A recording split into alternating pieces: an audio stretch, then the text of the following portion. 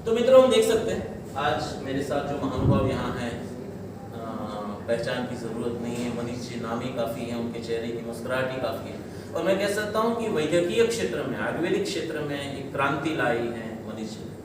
छोटे से छोटा बच्चा भी जो यूट्यूब देखता है या फेसबुक देखता है, वो जानता है मनीष जी के बारे में, उनके प्रवचन के बारे में ज़्यादा बताने की ज़रूरत नहीं है।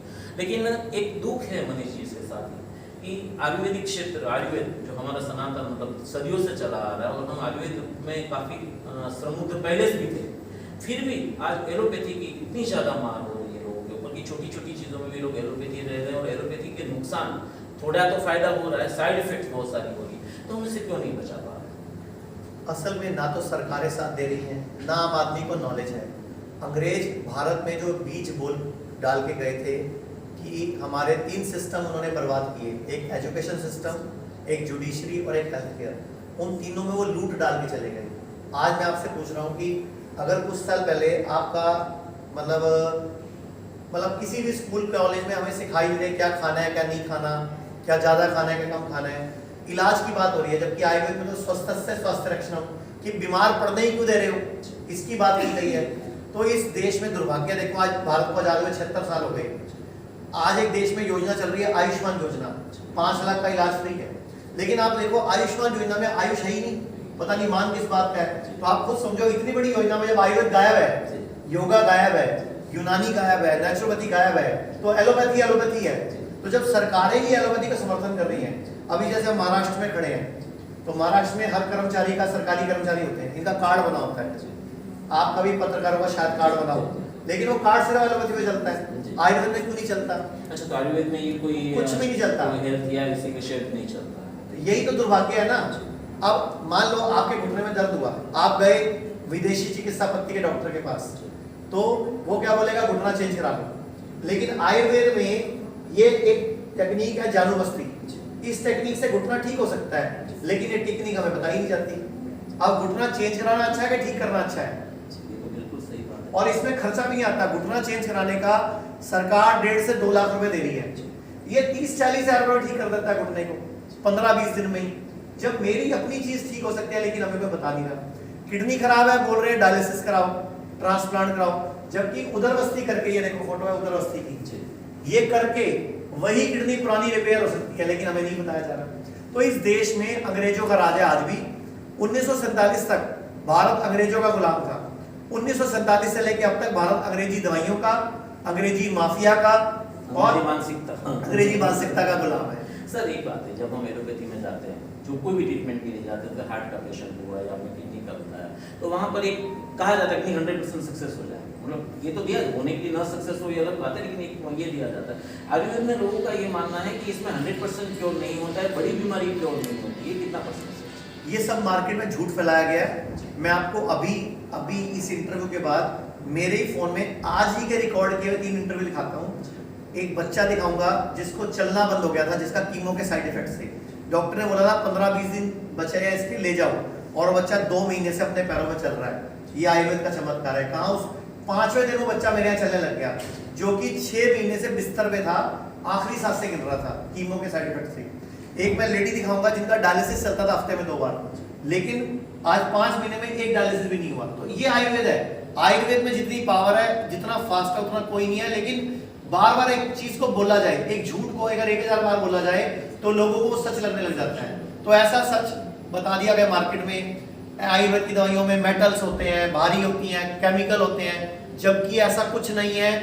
एक दवाई में आपको सैंपल देता हूँ, धरती की किसी लेबोरेटरी से चेक कराओ, अगर एक भी आयुर्वेदिक दवाई में एक भी केमिकल निकल जाए, मैं काम करना छोड़ दूंगा।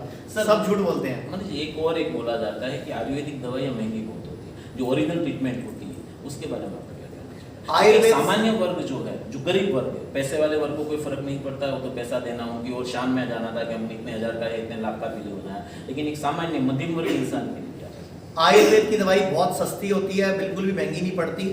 अगर एक व्यक्ति को बीपी होता है तो उसको क्या बोला जाता है, गोली खाओ। कब तक खाओ? मॉडर्नोपैथी में जिंदगी भर खाओ। और फिर उसके साइड इफेक्ट में किडनी फेल है, आप बीपी की गोली का नाम डालो गूगल पे, साइड इफेक्ट की लिस्ट खुल जाएगी। गोली किडनी फेल करती है, हार्ट की प्रॉब्लम करती है। शुगर की गोली किडनी फेल करती है, हार्ट की प्रॉब्लम करती है। शुगर से हार्ट फेल नहीं हो रहा, शुगर की गोली से हो रहा है। बीपी से नहीं हो रहा, बीपी की गोली से हो रहा है, लेकिन हमें कोई बता नहीं रहा। तो सर महंगी नहीं पड़ती, आयुर्वेद सस्ती पड़ती है।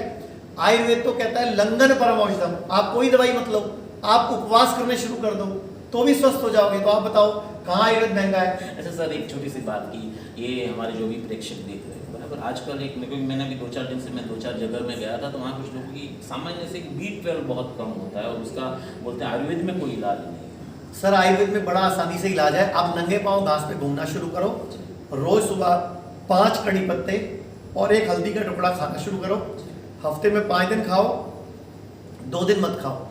आप 2 महीने बाद B12 चेक कराओ, विटामिन डी चेक कराओ, हैरान हो जाओगे। क्या बात है, क्योंकि एलोपैथी में तो ऐसे मीठे बोला ही जाता है कि आयुर्वेद में इसका कोई इलाज नहीं, तो एलोपैथी में भी कहाँ इलाज है? जी, वो एलोपैथी में नहीं है। अच्छा मैं आपसे एक सवाल पूछ रहा हूँ, आपसे भी और जो हमारे जी। कैमरा मैडम उनसे पूछ रहा हूँ कि दुनिया में मुझे कोई एक बीमारी का नाम बताओ जिसका एलोपैथी में इलाज हो। मैं 5 लाख रुपए देने को तैयार हूँ। 5 लाख का सवाल है आपके लिए भी आपके लिए भी, कि कोई एक बीमारी का नाम बताओ जिसका एलोपैथी में इलाज है। चलो कोई एक दवाई बताओ जो किसी बीमारी को ठीक करती हो, तो भी 5 लाख का इनाम है। नहीं ढूंढ पाओगे। बीपी है गोली खाओ, कब तक खाओ? जिंदगी भर खाओ। शुगर है गोली खाओ, जिंदगी भर खाओ। थायराइड गोली जिंदगी भर खाओ। इलाज थोड़ी हो रहा है फिर, इलाज आयुर्वेद में है। सर ये तो बीमारी के बाद की इलाज की बात है। मैंने सुना कि चाइना में फैमिली डॉक्टर होते हैं और वो फैमिली डॉक्टर का काम ये है कि जैसे हमारे यहाँ फैमिली डॉक्टर इसलिए होते हैं कि बीमार हो तो आपको फर्स्ट में उसको ट्रीटमेंट किया जाए, वहाँ इसलिए फैमिली डॉक्टर है कि लोग बीमार ना पड़े। वो चार्ज करते हैं लेकिन पूरे परिवार का पूरा ध्यान रखते हैं कि यहाँ बीमार नहीं पड़ना चाहिए।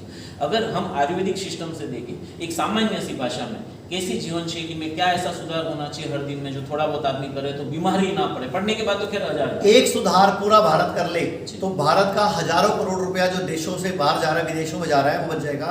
सिर्फ सूरज डूबने के बाद खाना खाना बंद कर दो। जो मर्जी करो, जो मर्जी खाओ, मैं खाना खाने को नहीं मना कर रहा हूँ। सूरज डूबने के बाद खाना नहीं खाना। हमारी बॉडी सूरज डूबने के बाद खाए गए खाने को हजम नहीं कर पाती ढंग से, क्योंकि सूरज डूब चुका है। मत्स्य पुराण है हमारे ग्रंथों में एक, उसमें लिखा हुआ है स्वास्थ्य भास्करात इच्छेद, कि स्वास्थ्य सूरज के हाथों में है। तो सूरज की रोशनी में पका हुआ खाना, सूरज की धूप को दोस्त बनाना, नंगे पांव घास पे घूमना, एल्कलाइट वाटर पीना और धूप लेना, ये दवाई है। और सूरज डूबने के बाद खाना ना खाना। मैं बोलता हूँ सुबह 8 बजे से पहले और शाम को 6 बजे का खाना मत खाओ। आप कैंसर को भी हरा सकते हो, किडनी फेल को भी ठीक कर सकते हो, लीवर फेल को भी ठीक कर सकते हो। तो मित्रों मैं एक जरूर कह सकता हूं कि निःशुल्क 1 रुपये का खर्च किए बिना, एक बार भी डॉक्टर के पास गए बिना, घंटों की लाइन, क्योंकि एक्सपर्ट के पास हम जाते हैं तो घंटों अपॉइंटमेंट होती है, उनके बाद बहुत सारी एक बोलते हैं दर्दनाक प्रक्रिया से आपको गुजरना होता है। वो कुछ भी नहीं करते हुए हमारे आचार्य मनीष जी ने एक बहुत सादा सा रास्ता, शायद आप नहीं करेंगे क्योंकि ये फ्री में मिला है, इसी जगह आप लाखों खर्च करेंगे और ट्रीटमेंट जरूर करेंगे लेकिन फ्री में। एक और उपाय कर सकते हो, जी, आप हफ्ते में एक उपवास शुरू कर दो। एक दिन पूरा दिन खाना मत खाओ, सिर्फ नारियल पानी, मौसमी का जूस, गर्म पानी, हर्बल टी पियो। लेकिन सर मैं इसमें बोलूंगा, मेरा अपना अनुभव कहता हूँ कि जब मैं भूखा रहता हूँ मुझे लगता है बीपी बढ़ गया है, मुझे बहुत बेचैनी। आपको लगता है, होता नहीं है। ओके। आपको आदत नहीं है ना जी।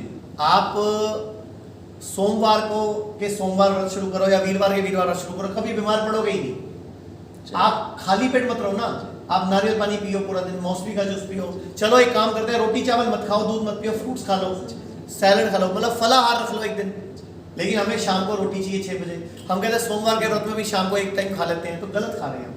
व्रत रखो, बॉडी खुद ही अपने आप को रिसेट कर दिया है। अच्छा आपके पास गाड़ी है, उसको लगातार चलाते रहो चलाते रहो चलाते रहो, क्या होगा? तो इस बॉडी को लगातार चला रहे हो। लोगों को लगता है 9 बजे खाया, 9 बजे मुंह ने खाया, रात को 9 बजे मुंह ने खाया। अमाशय खाता है रात को 10 से 12 बजे, छोटी आंत खाती है रात को 12 से सुबह 3 बजे तक, बड़ी आंत खाती है 3 से लेकर 5 बजे तक, मलाशय खाता है सुबह 6-7 बजे। तो पूरी रात बॉडी को रेस्ट कब मिला? लीवर को रेस्ट मिला ही नहीं। तो फिर कह रहे हो मेरी किडनी फेल होगी, मेरा लीवर फेल हो गया।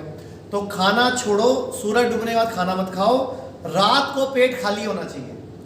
लेकिन हमें रात का मतलब समझना है 11 बजे रात। आपको एक बात और बताना चाहूंगा, बहुत इंपॉर्टेंट है। रात को 11 से लेकर 3 बजे तक, पूरी रात में 11 से 3 बजे का टाइम है प्रकृति के हिसाब से, हमारे सारी बॉडी का ब्लड लीवर से गुजरता है और इसकी सफाई होनी होती है।